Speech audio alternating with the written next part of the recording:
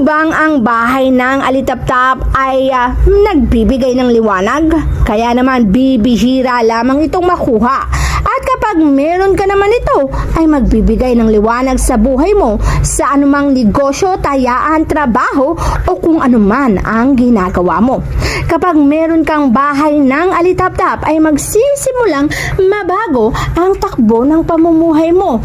Kung dati lagi kang gipit at walang pera, kapag meron kasi ito sa pitaka mo, magsisimula ang daloy ng blessing sa buhay mo.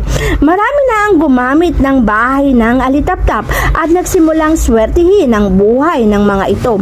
Kaya naman huwag kang magpapawala ng bahay ng alitaptap sa pitaka mo, lalo na kung dadayo ka sa tayaan para ang numero ay mapasayo.